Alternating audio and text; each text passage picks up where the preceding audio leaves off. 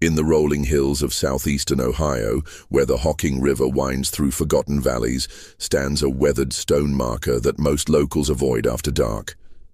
The inscription, barely legible after decades of harsh winters, reads simply, New Canaan Community Farm, 1837-1863. In God's grace we trust. What it doesn't mention is the 234 souls who died on that land, or why the Coleman family barn still echoes with sounds that have no earthly source on windless nights.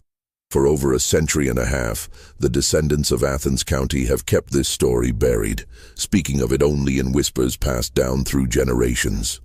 Tonight, for the first time, the complete truth about Elder Daniel Coleman and his family's 26-year reign of terror will be revealed. A truth so disturbing that it challenges everything we thought we knew about faith, family, and the American frontier. Before we continue with the story of the Coleman family and their community that promised salvation but delivered only suffering, I need to know, are you one of the brave souls who can handle the darkest chapters of American history? This channel isn't for everyone, only for those who dare to uncover the truth that others fear to speak. If you're ready to join our brotherhood of mystery seekers, hit that subscribe button now and tell me in the comments what state you're listening from, because what happened in Ohio could have happened anywhere in frontier America. Let's discover together what lurks beneath the surface of our nation's forgotten past. The year was 1837, and America was hungry for salvation. The Second Great Awakening had swept across the frontier like wildfire, leaving countless souls searching for a more perfect union with the divine. Athens County, Ohio, in the winter of 1837, was a land caught between civilization and wilderness. The Ohio River trade routes had brought prosperity to some, but the rolling hills and dense forests still harbored secrets that daylight couldn't illuminate. Small farming communities dotted the landscape, connected by muddy roads that turned treacherous with the first frost. It was here, in a valley sheltered by ancient oak trees, that Elder Daniel Coleman first laid eyes on the 400 acres that would become his kingdom of horrors. Coleman was a striking figure, tall with piercing blue eyes and a voice that could make sinners weep and saints question their faith.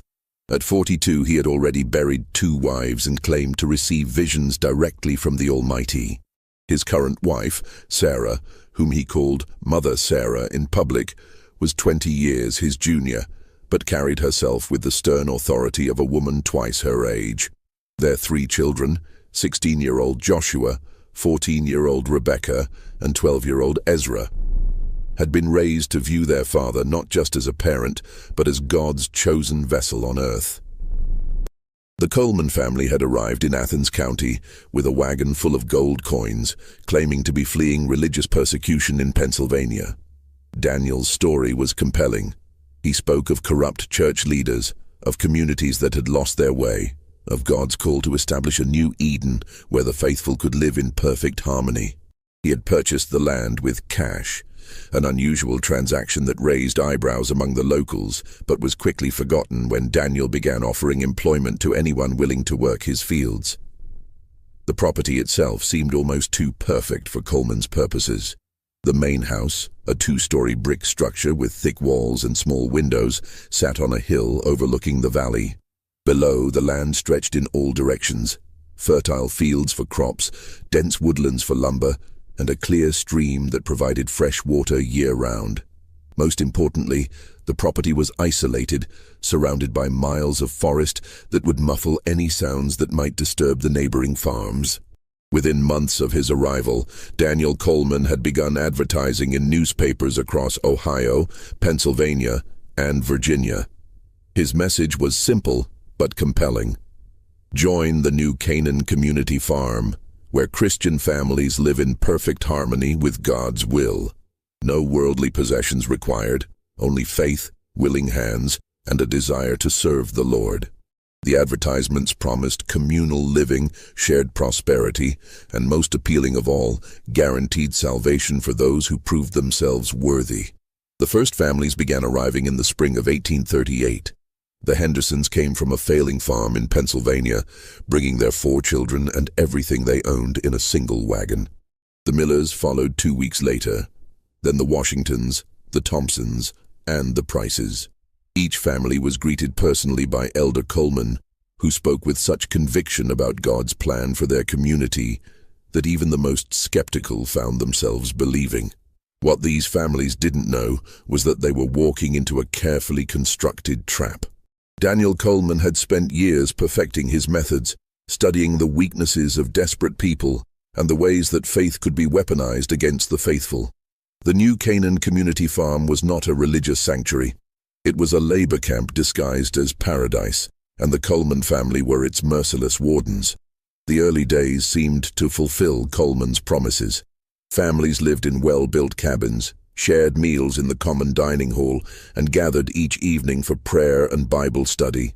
The work was hard, clearing fields, planting crops, building structures, but it felt meaningful.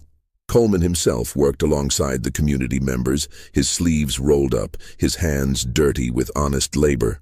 He spoke often of the biblical precedent for their lifestyle, citing the early Christians who held all things in common and lived as one family under God. But as the months passed, subtle changes began to transform the community.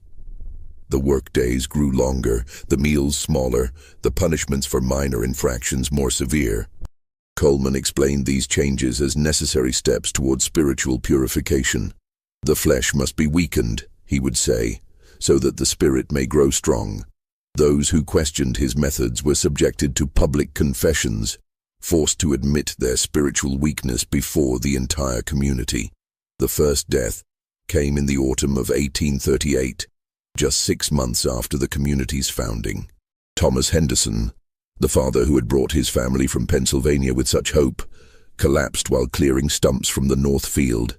The official cause, according to Elder Coleman's careful records, was heart failure brought on by the joy of serving the Lord. But Martha Henderson, Thomas's widow, whispered to her children that her husband had been working 16-hour days with nothing but thin soup and stale bread to sustain him. The funeral was held at sunset, with the entire community gathered around a simple grave marked only with a wooden cross. Coleman delivered a sermon that lasted nearly 3 hours, speaking of Thomas Henderson's blessed transition to eternal life and the privilege the community had been given to witness such divine favor. "Brother Thomas has been called home," Coleman declared, his voice carrying across the valley like thunder. "He has shown us the path to glory, and we must follow his example of total surrender to God's will." But as the weeks passed, more members of the community began to notice disturbing patterns. The Coleman family, Daniel, Sarah, and their 3 children, never seemed to suffer from the same exhaustion that plagued everyone else. They ate their meals separately, in the main house, while the rest of the community gathered in the drafty common hall. Their clothes were always clean and well-mended, while the other families wore increasingly ragged garments that were never replaced. Most troubling of all were the nighttime sounds that began to echo from the main house. Community members sleeping in the nearest cabins reported hearing what sounded like laughter, music, and the clinking of fine china. Sounds that seemed impossible given the austere lifestyle Coleman preached. When questioned about these reports, Coleman would fix the inquirer with his piercing blue eyes and speak of the spiritual rewards that came to those who had fully surrendered their earthly desires. The second death came in December, when Mary Washington, a young mother of 3, was found frozen in her bed. The cabin she shared with her family had run out of firewood 2 days earlier, and their request for more had been denied by Joshua Coleman, who managed the community's supplies. "Sister Mary has been taken by the Lord's mercy," Elder Coleman announced at her funeral. "She has been spared the trials that yet await us all." By the end of that first winter, 7 members of the new Canaan community had died. Each death was explained as divine providence. Each funeral became an opportunity for Coleman to reinforce his control over the survivors. The community members were forbidden from communicating with the outside world, their letters carefully censored by Rebecca Coleman, who claimed to be protecting them from worldly influences that might weaken their faith. But it was the discovery made by young Peter Miller that would reveal the true horror of what was happening at New Canaan. Peter was only 14, but he had been raised on a farm and knew the difference between natural death and something far more sinister. While cleaning the community's root cellar, he had found a collection of personal items, watches, jewelry, family Bibles, and photographs that had belonged to the deceased members. These were items that should have been sent to relatives or buried with the dead, not hoarded like treasure in a hidden chamber beneath the Coleman house. When Peter tried to report his discovery to Elder Coleman, he was told that he would need to undergo a spiritual cleansing for his impure thoughts. That night, Peter Miller disappeared. The official story was that he had run away, unable to handle the discipline required for true spiritual growth. But his mother, Elizabeth Miller, found drops of blood leading from Peter's cabin to the woods behind the main house, and she knew her son had not left voluntarily. The pattern was becoming clear to those brave enough to see it. The New Canaan community farm was not a religious sanctuary. It was a prison where the Coleman family grew rich while their brothers and sisters died from deliberate neglect, overwork, and worse. But for those trapped within its boundaries, escape seemed impossible. The nearest town was 15 miles away through dangerous woods, and Coleman had convinced them that the outside world was filled with demons waiting to destroy their souls. As 1839 dawned, the survivors of that first brutal winter found themselves trapped in a routine of exhausting labor and spiritual manipulation that would define the next 24 years of their lives. The community had grown to over 200 souls, with new families arriving each spring drawn by Coleman's carefully crafted advertisements. But the death toll continued to mount, and those who had survived began to develop a haunted look that spoke of horrors beyond description. The Coleman family had established a rigid hierarchy within the community. Elder Daniel remained the unquestioned leader, his word treated as divine law. Mother Sarah oversaw the women's work, managing the kitchens, laundry, and childcare with an iron fist that left permanent marks on those who dared to question her authority. Joshua Coleman, now 17 and growing into his father's image, controlled the community's supplies and work assignments.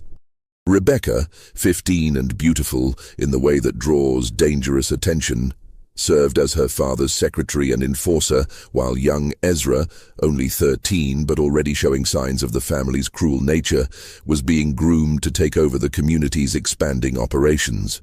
The main house had been expanded twice, with new wings added to accommodate the Coleman family's growing wealth and power. The original structure now served as their private quarters, while the additions housed Coleman's office, a room where community members were brought for private counseling that often left them broken and terrified.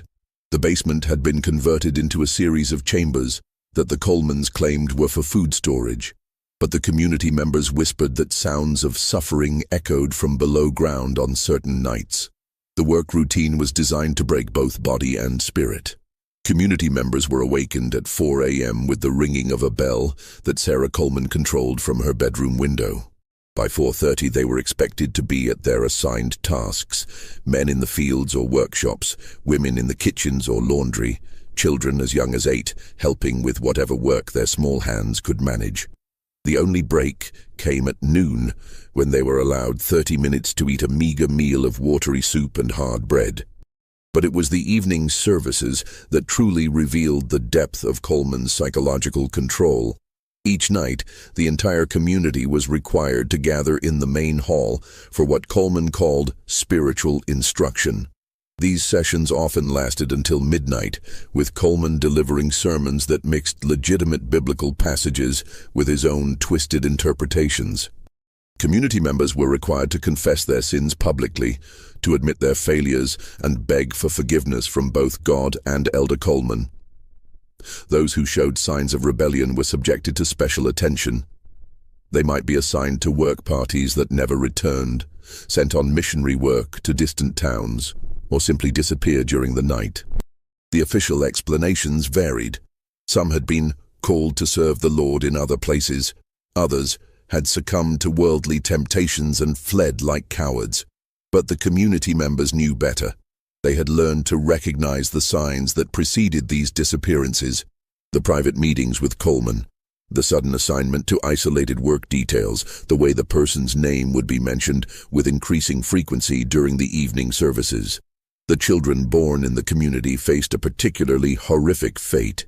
Those who showed promise were taken from their parents at age 5 and raised directly by the Coleman family, trained to become the next generation of overseers.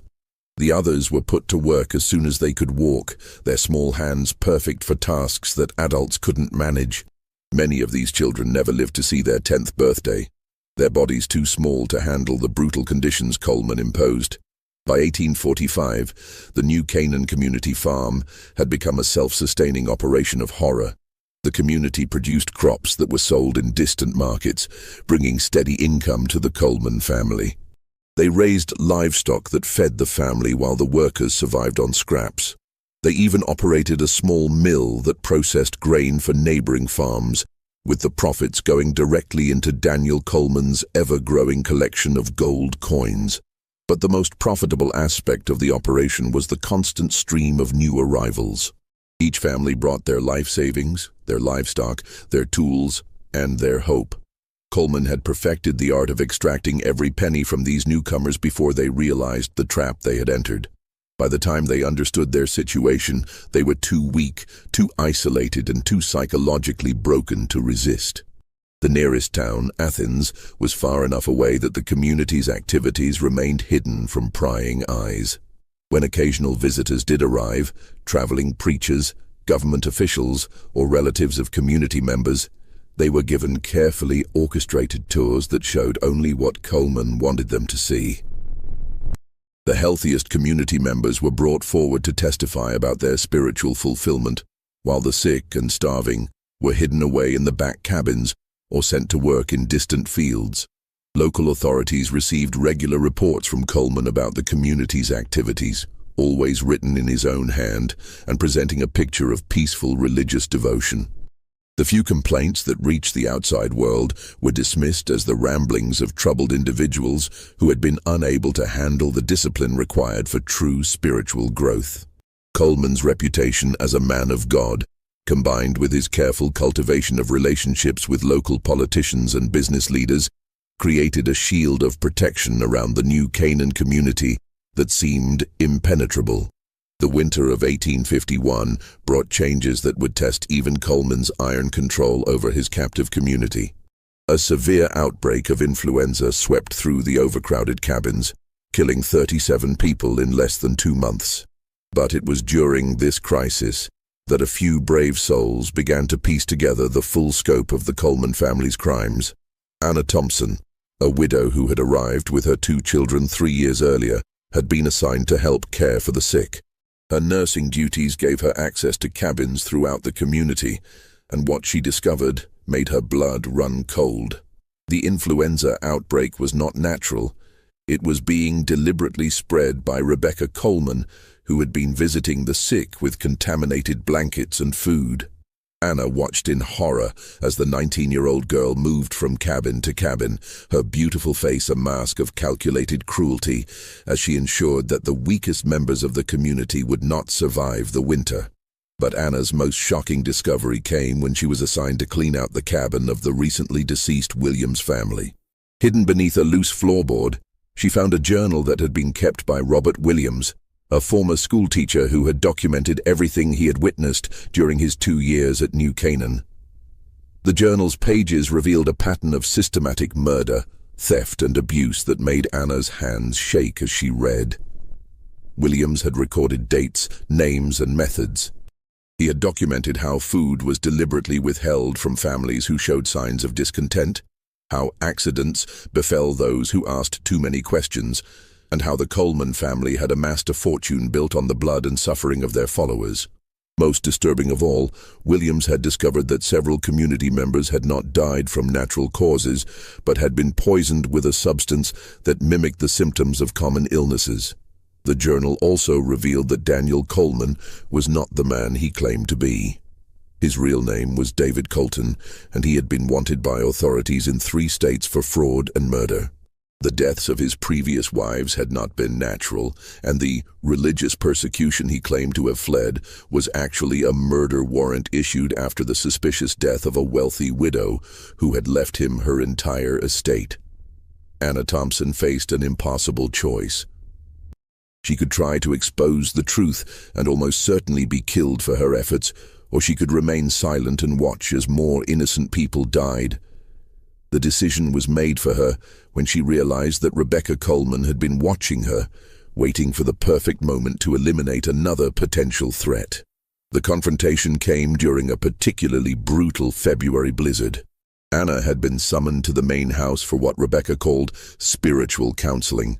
But instead of the usual psychological manipulation, Anna found herself face to face with the true nature of the Coleman family's operation. The basement chambers she had heard whispered about were revealed to be torture rooms where dissidents were broken physically and mentally before being quietly eliminated. Rebecca Coleman, now 22 and fully initiated into her family's methods, explained to Anna exactly what would happen to her and her children if she tried to expose the truth. "You have seen too much," Rebecca said, her voice as cold as the winter wind howling outside. "But you are not the first, and you will not be the last. The choice is simple. Join us in our work, or join the others in their eternal rest." But Anna Thompson had one advantage that Rebecca had not anticipated. During her nursing duties, she had earned the trust of other community members who were beginning to question their situation. Margaret Foster, whose husband had died under suspicious circumstances the previous year, had been keeping her own record of the community's activities. David Chen, one of the few skilled craftsmen in the community, had been gathering evidence of the Coleman family's theft and extortion. Sarah Martinez, a young mother whose children had been taken for special education, had been planning her own escape.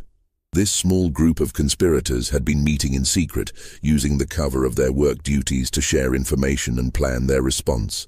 They had discovered that the Coleman family's wealth was hidden in a series of caches throughout the property, that several community members were being held prisoner in the basement chambers, and that a mass murder was being planned for the spring of 1852 to eliminate the witnesses to the family's crimes. The revelation that shocked them most was the discovery that the Coleman family had been operating similar communities in other states. Joshua Coleman, now 25 and his father's primary assistant, had been traveling regularly to establish new branches of their operation. The new Canaan community farm was not an isolated horror. It was part of a network of religious communities that existed solely to enrich the Coleman family through exploitation and murder. The spring of 1852 brought with it a sense of impending doom that even the most obedient community members could not ignore. The Coleman family had grown more brazen in their cruelty, more careless in their methods, and more desperate to maintain their control. The community population had swelled to nearly 400 souls, but the death toll had increased proportionally. The small cemetery behind the main house now contained over 100 graves, each marked with a simple wooden cross that bore no name. Anna Thompson and her fellow conspirators had spent the winter months carefully gathering evidence and planning their escape. They had discovered that the Coleman family was planning what they called the Great Purification, a mass elimination of community members who were no longer productive or who posed potential threats. The plan was to blame the deaths on a disease outbreak, dispose of the bodies in a mass grave, and start fresh with a new group of unsuspecting victims. But their plans for escape were complicated by the arrival of a new group of families in early March. The Andersons, the Kellys, the Johnsons, and the Moores had come from as far away as Virginia, drawn by Coleman's latest advertising campaign. These newcomers represented fresh victims who had no idea of the horrors that awaited them, and Anna's group felt morally obligated to try to save them along with themselves. The situation became even more dangerous when Ezra Coleman, now 25 and fully initiated into his family's methods, began to suspect that someone was gathering evidence against them. He had always been the most unstable member of the family, prone to violent outbursts and paranoid delusions. His suspicions fell first on Anna Thompson, whose nursing duties had given her access to too much information, and then on the other members of her secret group. The first sign of trouble came when Margaret Foster's youngest child, 8-year-old Emma, disappeared during a routine work detail. The official explanation was that she had wandered off and gotten lost in the woods, but Margaret knew better. Emma had been taken as leverage, a way to ensure Margaret's silence about what she had discovered. The message was clear: cooperate or watch your children die. This escalation forced Anna's group to accelerate their plans. They had originally hoped to gather enough evidence to present to outside authorities, but it was becoming clear that they would not have that luxury. The Coleman family was preparing for their final solution, and the conspirators had only days to act. The breakthrough came from an unexpected source. Timothy Walsh, a 15-year-old boy who had been born in the community, approached Anna with information that changed everything. Timothy had been working in the Coleman family's private quarters, and he had overheard conversations that revealed the full scope of their plans. The Great Purification was scheduled for the first week of April during the community's annual spring festival. The Coleman family would use poisoned food to kill most of the community members, then burn the buildings to destroy the evidence. But Timothy's information also revealed something even more shocking. The Coleman family had been in contact with similar operations in Kentucky, Tennessee, and Indiana. They were planning to abandon the Ohio location and move to a new site where they could start the process all over again. The deaths of the new Canaan community members were not just about eliminating witnesses. They were about covering the tracks of a criminal enterprise that had been operating for over a decade. The conspirators now faced their greatest challenge yet. They had to find a way to save not just themselves, but hundreds of innocent people who had no idea of the danger they were in. They had to do it without alerting the Coleman family to their plans, and they had to do it quickly enough to prevent the mass murder that was only weeks away. The solution came from David Chen, whose carpentry skills had given him detailed knowledge of the community's layout and the Coleman family's security measures. He had discovered that the basement chambers beneath the main house were not just torture rooms. They were also the storage site for the Coleman family's accumulated wealth. Years of theft and extortion had filled these chambers with gold coins, jewelry, and other valuables taken from their victims. Chen's plan was audacious in its simplicity. The conspirators would use the cover of the Spring Festival preparations to access the basement chambers, gather evidence of the family's crimes, and steal enough of their wealth to fund an escape. They would then slip away during the chaos of the festival, taking with them as many community members as possible and heading for the nearest town where they could alert the authorities. But as they prepared to put their plan into action, they discovered that they were not the only ones with secrets. The Coleman family had been monitoring their activities more closely than they realized, and a trap was being prepared that would test their courage and their commitment to saving the innocent souls who had placed their trust in a family of monsters. The stakes had never been higher, and the window for action was rapidly closing. In just 2 weeks, the Spring Festival would begin, and with it, the Coleman family's plan to eliminate the evidence of their crimes, along with the lives of everyone who had witnessed them. The question was no longer whether the conspirators could escape. It was whether they could save anyone else in the process. The night of April 5th, 1852, would be remembered as the longest night in the history of Athens County. The Spring Festival had begun 3 days earlier, with the entire community gathered for what they believed would be a celebration of renewal and spiritual rebirth.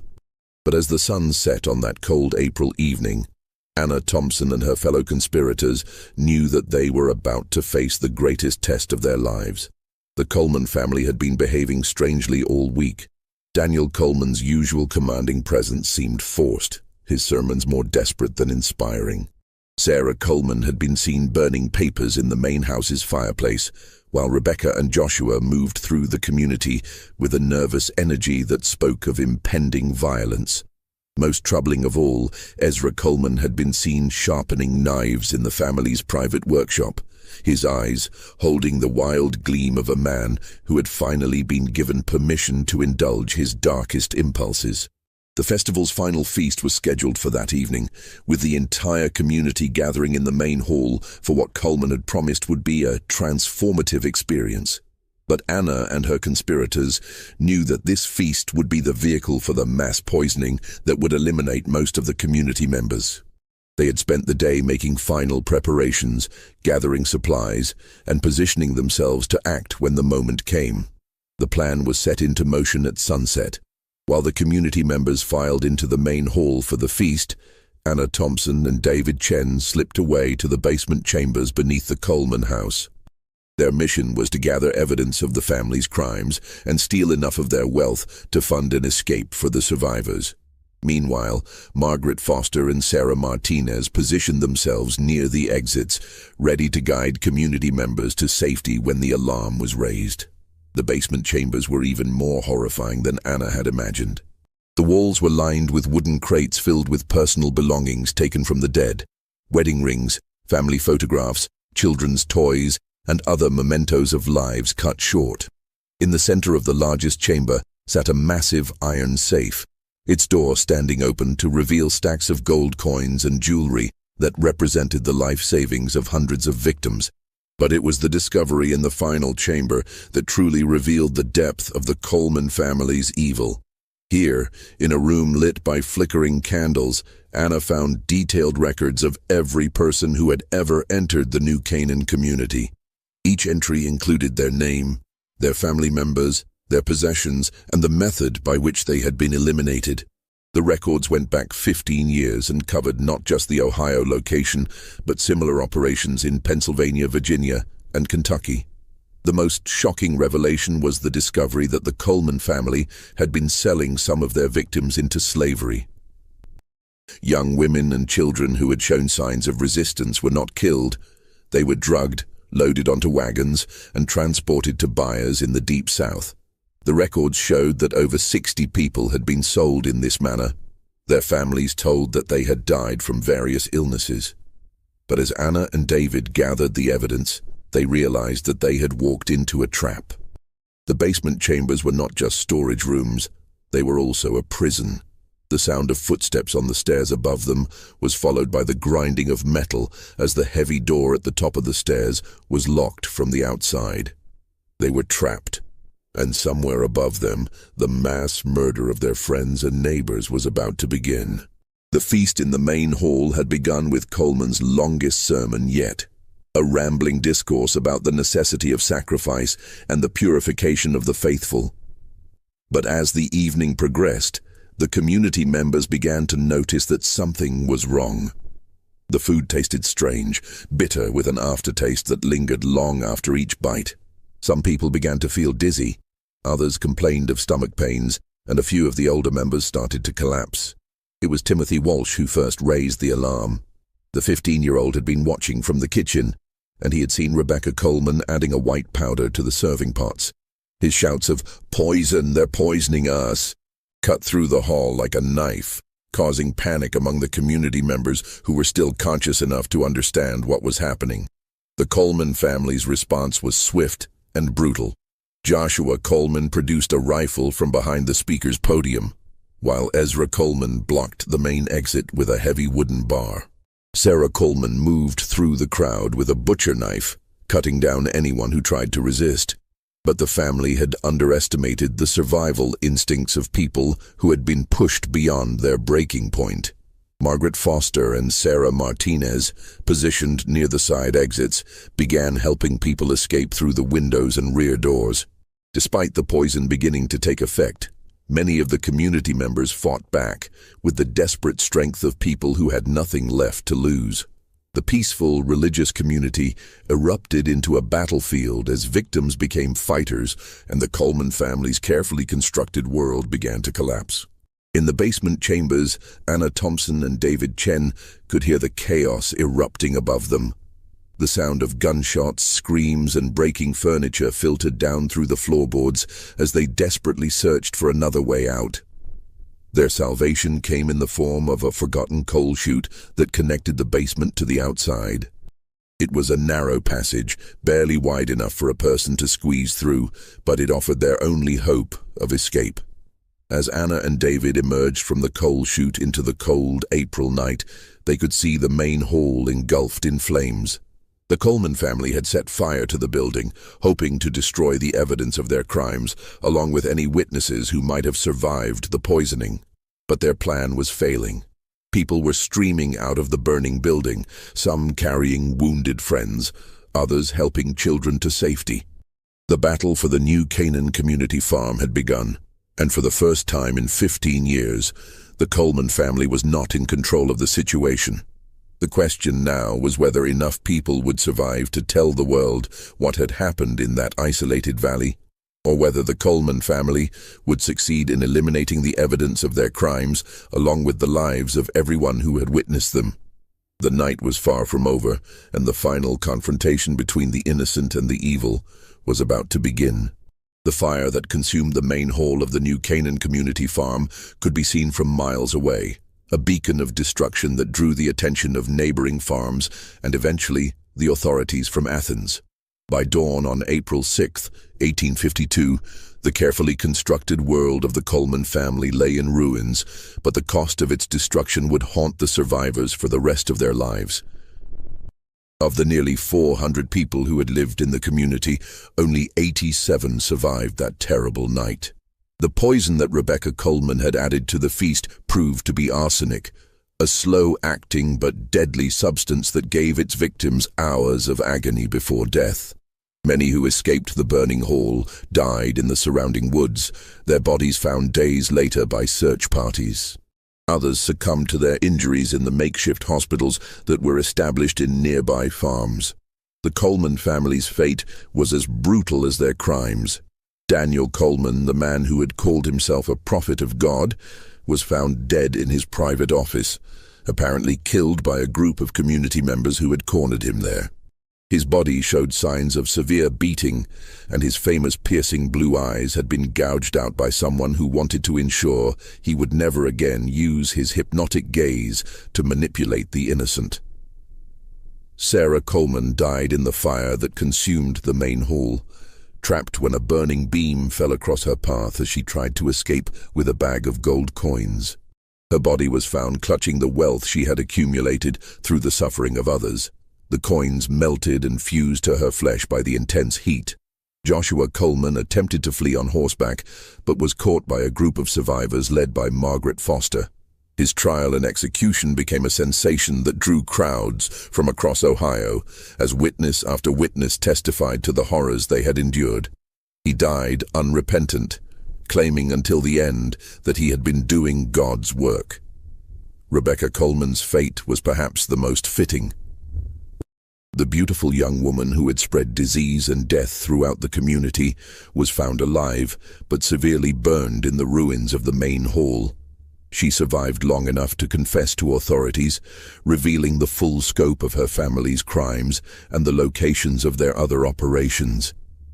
She died in a Cincinnati hospital 3 weeks later, her last words reportedly being a plea for forgiveness that came 15 years too late.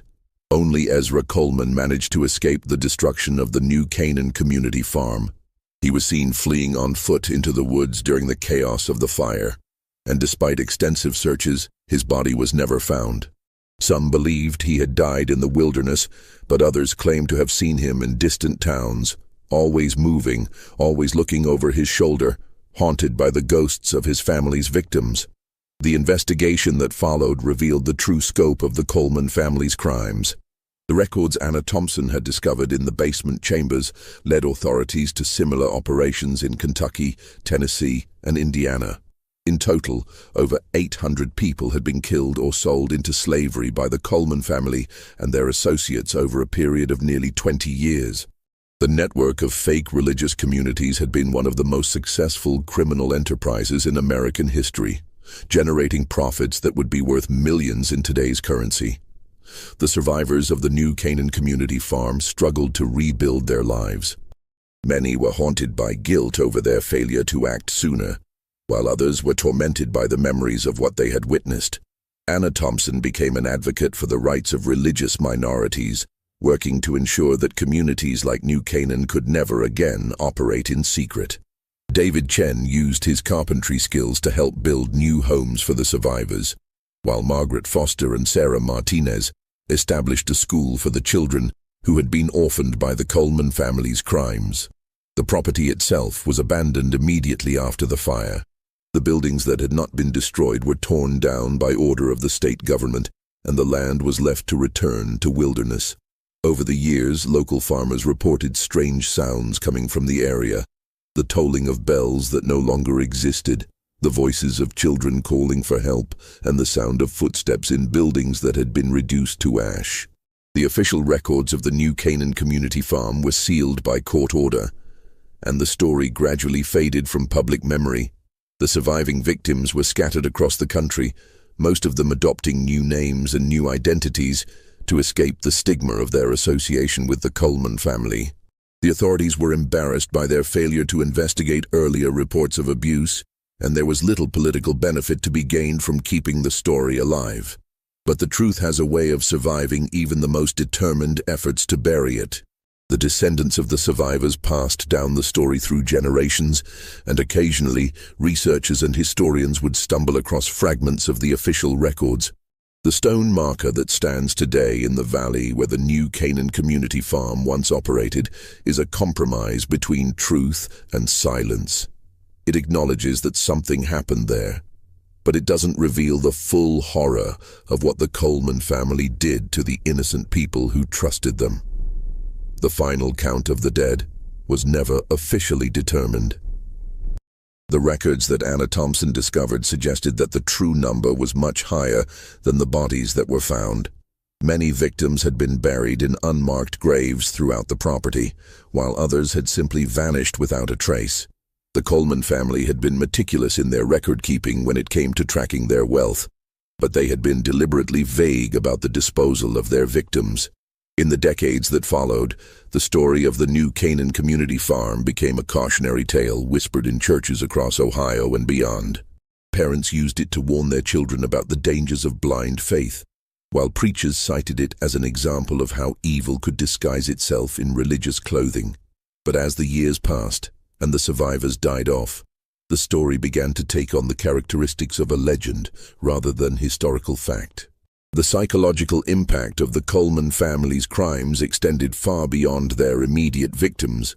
The very idea that a religious community could be used as a cover for such systematic evil shook the faith of thousands of Americans who had trusted in the goodness of their spiritual leaders. The Second Great Awakening, which had brought so much hope and renewal to the American frontier, was forever tainted by the knowledge of what had happened in that isolated valley in southeastern Ohio. Perhaps the most disturbing aspect of the entire affair was how easily the Coleman family had been able to operate for so long without detection. They had exploited the isolation of frontier life, the desperation of families seeking a better future, and the reluctance of authorities to interfere in religious matters. Their success was a testament to the vulnerability of people in crisis and the dangerous power that could be wielded by those willing to exploit faith for personal gain. The legacy of the New Canaan community farm can be seen in the increased scrutiny that religious communities faced in the years following its exposure. Laws were passed requiring regular inspections of communal settlements, and authorities became more responsive to reports of abuse and exploitation. But the fundamental vulnerabilities that the Coleman family had exploited, poverty, desperation, and the human need for hope, remained as present in American society as they had been in 1837. Timothy Walsh, the brave 15-year-old who had raised the first alarm about the poisoning, survived the massacre and went on to become a minister himself. But his sermons were always marked by a deep awareness of the darkness that could lurk within the human heart, and he spent his life working to ensure that the lessons of New Canaan would not be forgotten. In his final sermon, delivered shortly before his death in 1903, he spoke words that still echo in the churches of southeastern Ohio. Evil does not always announce itself with horns and pitchforks. Sometimes it comes wearing the robes of righteousness, speaking the language of salvation, and promising the very thing we most desperately need to believe. The stone marker that stands today in the valley is visited by few people, and most of those who do come are drawn by curiosity rather than reverence. The inscription has weathered badly over the years, and many of the letters are barely legible. But on certain nights, when the wind blows just right through the oak trees that have reclaimed the land, local residents still report hearing sounds that seem to come from a time long past. The tolling of a bell that was destroyed in the fire, the voices of children calling for their parents, and the echo of sermons delivered by a man who claimed to speak for God, but served only himself. The question that haunts historians and theologians alike is how many other operations like the new Canaan community farm existed during the turbulent years of America's westward expansion. The Coleman family's network was extensive, but were they unique in their methods, or were they simply the ones who were caught? The sealed records and scattered testimonies suggest that the truth may be far more disturbing than anyone has been willing to acknowledge. What we know for certain is that on April 5, 1852, a family of monsters was finally brought to justice, but the cost of that justice was measured in hundreds of innocent lives. The survivors carried the scars of their experience until their dying days, and their descendants continue to grapple with the knowledge of what their ancestors endured in that isolated valley. The story of the new Canaan community farm serves as a reminder that the greatest horrors are often perpetrated not by strangers in the darkness, but by those who claim to offer light in our darkest hours. This story isn't just a relic of America's past, it's a warning that echoes through the centuries. In every generation, there are those who would exploit our deepest needs and highest aspirations for their own evil purposes. The names change, the locations shift, but the fundamental pattern remains the same. The Coleman family's greatest crime was not just the murder of their victims, but the murder of their faith, their hope, and their trust in the goodness of humanity. What do you think happened to those who managed to escape that terrible night? Do you believe all the Coleman family members met their end, or could some have survived to continue their evil work elsewhere? The official records may be sealed, but the questions remain as haunting today as they were over a century and a half ago. Share your thoughts in the comments below, and if you found this story as chilling as it was revelatory, make sure to subscribe for more hidden chapters from America's darkest history. Until next time, remember that the most dangerous monsters are often those who wear the mask of righteousness.